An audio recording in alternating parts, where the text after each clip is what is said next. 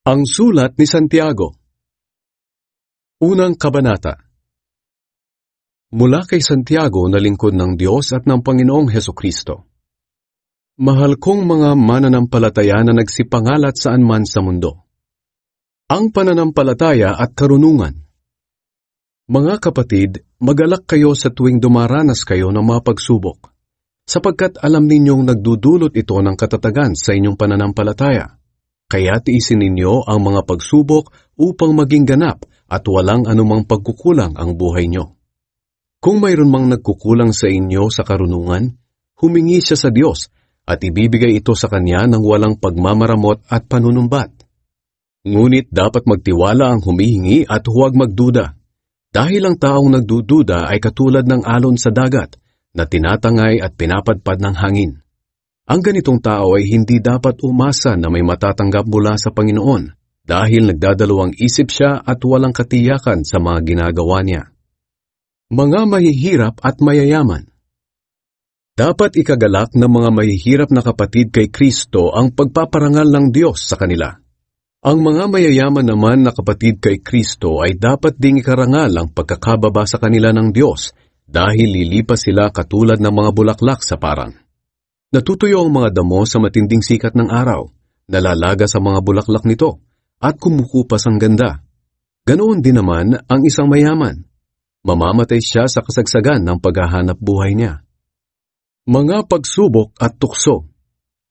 Mapalad ang taong nananatiling matatag sa kabila ng mga pagsubok, dahil pagkatapos niyang mapagtagumpayan ang mga ito, tatanggapin niya bilang gantimpala ang buhay na walang hanggan, na ipinangako ng Diyos sa mga nagmamahal sa Kanya.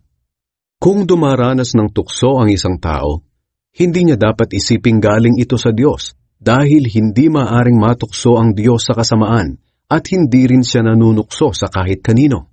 Natutukso ang isang tao kapag nahihikayat siya at nadadala ng sariling pagnanasa. At kung susundin niya ang pagnanasa niya, magbubunga ito ng kasalanan. At kung magpapatuloy siya sa kasalanan, hahantong ito sa kamatayan. Kaya huwag kayong magpadaya mga minamahal kong kapatid. Lahat ng mabubuti at angkop na kaloob ay nanggagaling sa Diyos, na siyang lumikha ng mga bagay sa langit na nagbibigay liwanag. At kahit pabago-bago at paiba-iba ang anyo ng anino ng mga ito, ang Diyos ay hindi nagbabago. Ayon sa kanyang kalooban, ginawa niya tayong mga anak niya, sa pamamagitan ng pagkilala natin sa katotohanan, upang maging higit tayo sa lahat ng nilikha niya. Pagdinig at pagsunod. Tandaan niyo ito, mga minamahal kong kapatid. Dapat maging handa kayo sa pagkikinig, dahan-dahan sa pananalita, at huwag agad magagalit. Sapagkat ang galit ay hindi nakakatulong sa tao para maging matuwid sa paningin ng Diyos. Kaya talikuran nyo na ang lahat ng kasamaan at maruruming gawain, at tanggapin na may pagpapakumbaba ang salita ng Diyos na itinanim sa inyong puso na siyang makapagliligtas sa inyo. Huwag lang kayong maging tagapakinig ng salita ng Diyos, kundi sundin nyo ang sinasabi nito. Dahil kung hindi, dinadaya nyo lang ang sarili ninyo.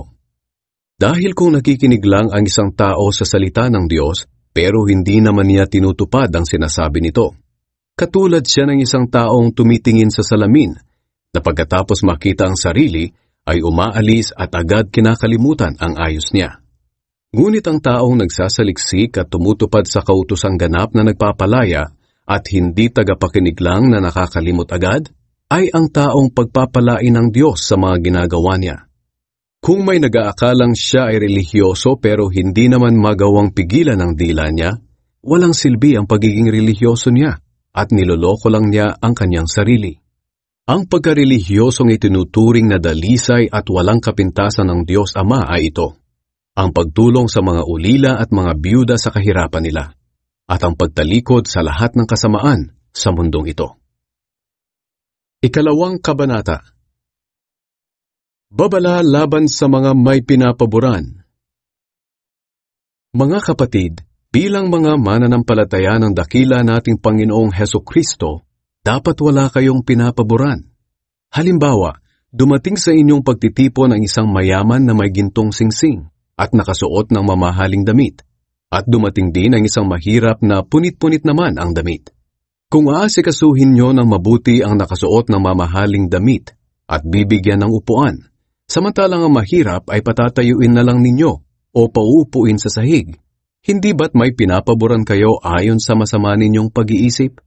Makinig kayo mga minamahal kong kapatid.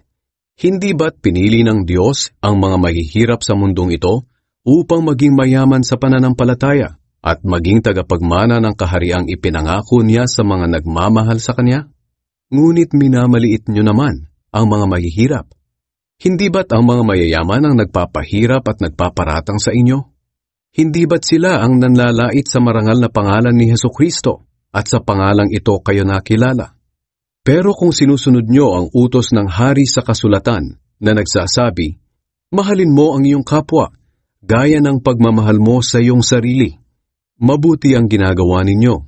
Ngunit kung may pinapaboran kayo, nagkakasala kayo at ayon sa kautusan, dapat kayong parusahan dahil nilabag nyo ang utos na ito. Ang tumutupad sa buong kautusan pero lumabag sa isa sa mga ito ay lumabag na rin sa buong kautusan. Sapagkat ang Diyos na nag-utos, huwag kang mangangalunya, ay nagsabi ring, huwag kang papatay. Hindi ka nga nangangalunya, pero pumapatay ka naman. Nilalabag mo pa rin ang kautusan. Kaya mag-ingat kayo sa pananalita at gawa nyo, dahil ang kautusan na nagpalaya sa inyo, ang siya ring hahatol sa inyo. Walang awang hahatulan ng Diyos ang hindi marunong maawa, pero ang maawain sa kapwa ay hindi kailangang matakot sa oras ng paghatol. Ang pananampalataya at mabuting gawa. Mga kapatid, ano bang mapapala ng isang tao kung sabihin niyang mayroon siyang pananampalataya, pero wala naman siyang mabuting gawa? Maliligtas ba siya ng ganyang pananampalataya? Halimbawa, walang maisuot at walang makain ng isang kapatid. At sasabihan mo, pagpalain ka ng Diyos at hindi ka sana ginawin at magutom, pero hindi mo naman siya binigyan ng kailangan niya. May nagawa ba ito mabuti? Ganito rin naman ang pananampalataya. Kung hindi ito kinakikitaan ng mabuting gawa, wala itong kabuluhan. Kung talagang may magsasabi, may pananampalataya ako, at ikaw naman ay may mabuting gawa, ito naman ang isasagot ko. Paano ko makikita ang pananampalataya mo kung wala ka namang mabuting gawa? Ipapakita ko sa iyo na may pananampalataya ako sa pamamagitan ng mabuti kong gawa. Naniniwala ka na may iisang Diyos? Mabuti yan. Pero kahit ang masasamang espiritu man ay naniniwala rin at nanginginig pa nga sa takot. Ikaw na walang pangunawa, gusto mo bang patunayan ko na walang kabuluhan ang pananampalataya kung walang mabuting gawa? Hindi ba't itinuring na matuwid ng Diyos ang ninuno nating si Abraham dahil sa mabuti niyang gawa, nang ihandog niya sa altar ang anak niyang si Isaac? Makikita mo na ang pananampalataya niya ay may kasamang mabuting gawa. Naipakita na tunay ang pananampalataya niya sa pamamagitan ng mabuting gawa. Natupad ang sinasabi ng kasulatan. Sumampalataya si Abraham sa Diyos at dahil dito, itinuring siyang matuwid. Tinawag pa nga siyang kaibigan ng Diyos. Dito niyo makikita na itinuturing na matuwid ng Diyos ang tao dahil sa mabuti nitong gawa at hindi dahil sa pananampalataya lamang. Ganoon din si Rahab, ang babaeng bayaran. Itinuring siyang matuwid dahil itinago niya ang mga espiya ng mga Israelita at itinuro ang ibang daan para makatakas sila. Kung paanong patay ang katawang walang espiritu, patay din ang pananampalataya kung walang mabuting gawa. Ikatlong kabanata. Ang dila. Mga kapatid, huwag basta-bastang maghangad na maging tagapagturo ang marami sa inyo, dahil alam ninyong mas mabigat ang paghatol sa aming mga nagtuturo. Lahat tayo ay madalas magkamali. Kung mayroon mang hindi nagkakamali sa pananalita niya, isa siyang taong ganap at may kakayahang pigilin ang kanyang sarili. Nirerendahan natin ang mga kabayo para sumunod saan man natin gustong papuntahin. Isipin niyo rin ang mga barko na kahit napakalaki at itinutulak ng malakas na hangin, ay napapabaling na maliit na timon at napapapunta ng kapitan saan man niya gustuhin. Ganoon din naman ang dila natin. Kahit na maliit na bahagi ng katawan, nakakagawa ng malaking kayabangan. Isipin niyo kung gaano kalawak na gubat ang masusunog na galing lang sa maliit na apoy. Ang dila ay tulad ng apoy. Napakaraming kasamaan ang nagmumula sa ating dila at ito ay nagpaparumi sa buong pagkatao natin. Katulad ito ng apoy na nanggagaling sa impyerno at sumisira sa buong buhay natin. Lahat ng uri ng hayop na lumalakad, lumilipad, gumagapang o nakatira sa tubig ay napapaamo ng tao. Pero walang taong nakakagawa nito sa dila. Wala itong tigil sa kasamaan at puno ng lasong nakamamatay. Sa pamamagitan ng dila, pinupuri natin ang ating Panginoon at Ama. Pero sa pamamagitan din ito ay sinusumpa natin ang ating kapwa na nilikhang kalarawan ng Diyos. Mula sa iisang bibig nang gagaling ang pagpupuri at pagsumpa. Mga kapatid, hindi dapat ganyan. Maaari bang lumabas sa iisang bukhalang matabang na tubig at ang maalat na tubig? Hindi. Mga kapatid, hindi rin maaaring mamunga ng olibo ang puno ng igos o ng igos ang ubas. Hindi rin maaaring makakuha ng tubig tabang sa tubig alat. Ang karunungang mula sa Diyos. Sino sa inyo ang marunong at nakakaunawa? Ipakita niya na talagang marunong siya sa pamamagitan ng mabuting pamumuhay na may pagpapakumbaba. Kung pagkainggit at pagkamakasarili naman ang umiiral sa inyong puso, huwag ninyong ipagyabang na may karunungan kayo, dahil pinasisinungalingan niyo ang katotohanan. Ang ganitong karunungan ay hindi nagmumula sa Diyos kundi sa mundo. Mula ito sa diablo at hindi sa banal na espiritu. Sapagkat kung saan umiiral ang pagkainggit at pagkamakasarili, naroon din ang kaguluhan at lahat ng uri ng kasamaan. Ngunit ang taong may karunungang mula sa Diyos, una sa lahat ay may malinis na pamumuhay. Maibigin siya sa kapayapaan, mahinahon, masunurin, puno ng awa at kabutihan, walang pinapaboran at hindi nagkukunwari. Ang taong maibigin sa kapayapaan at nagpapalaganap nito ay nagdudulot ng maayos na relasyon sa iba. Ika-4 na kabanata. Huwag ibigin ang mundo. Ano ba ang pinagmumulan ng mga pag-aaway at alitan ninyo? Hindi ba't ang masasamang kagustuhan na naglalaban-laban sa puso nyo? May mga ninanais kayo pero hindi nyo makamtan, kaya handa kayong pumatay dahil dito. May mga gusto kayong makuha at kapag hindi ito nangyari, nag-aaway-away kayo. Hindi nyo nakakamtan ang mga ninanais nyo dahil hindi kayo humihingi sa Diyos.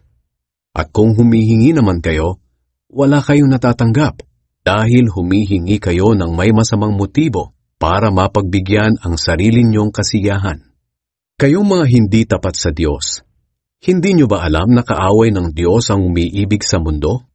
Kaya ang sino mang nagnanais makipagkaibigan sa mundo ay ginagawa niyang kaaway ng Diyos ang sarili niya. Huwag ninyong isipin na walang kabuluhan ang sinasabi ng kasulatan.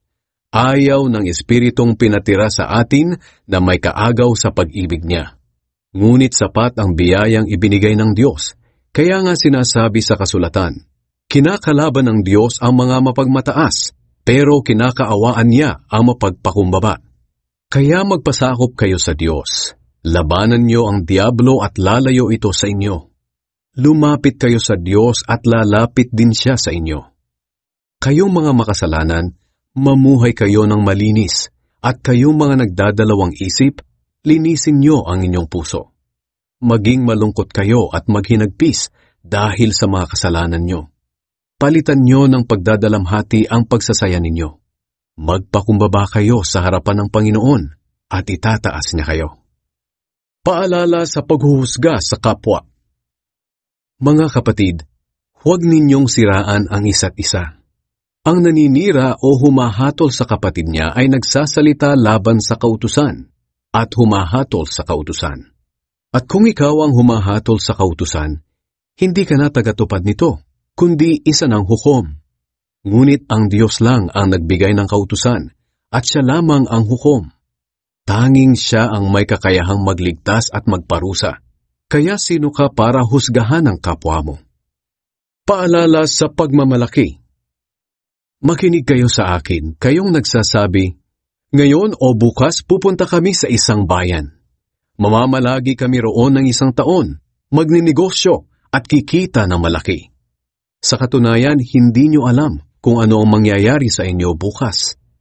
Sapagkat ang buhay ay parang hamog, nalilitaw ng sandali, at mawawala pagkatapos. Kaya nga, ito ang dapat ninyong sabihin. Kung loloobin ng Panginoon at mabubuhay pa tayo, ganito o kaya ganoon ang gagawin natin. Ngunit sa ngayon, nagmamalaki at nagmamayabang kayo. Ang ganyang pagyayabang ay masama.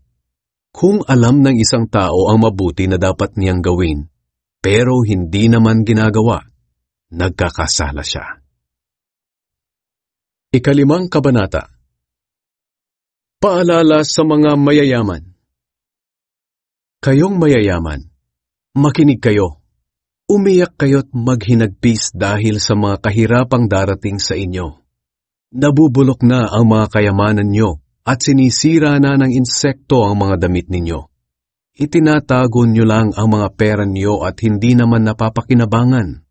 Sa mga huling araw, hahatulan kayo sa impyerno dahil sa pera ninyong hindi naman ginamit sa kabutihan. Sayang lang ang mga itinago nyo dahil malapit na ang katapusan ng mundo. Pakinggan ninyo ang reklamo ng mga manggagawa laban sa inyo.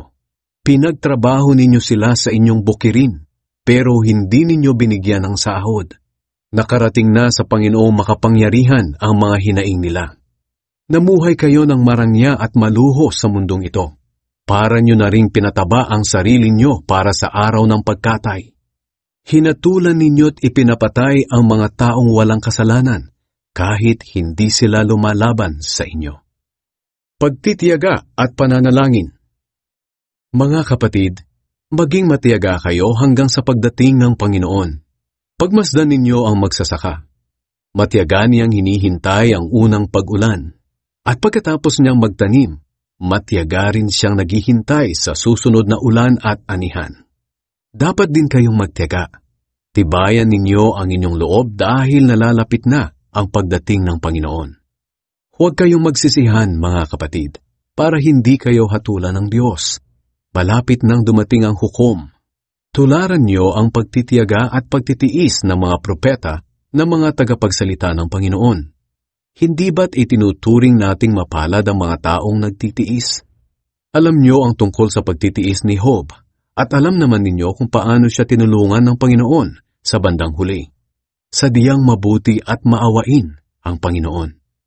Higit sa lahat, mga kapatid, huwag kayong manunumpa sa mga pangako ninyo.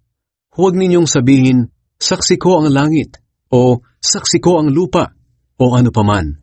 Sabihin nyo lang na, oo kung oo, at hindi kung hindi, para hindi kayo hatulan ng Diyos. Mayroon bang dumaranas ng paghihirap sa inyo? Dapat siyang manalangin sa Diyos. Mayroon bang masaya sa inyo? Dapat siyang umawit ng mga papuri. Mayroon bang may sakit sa inyo?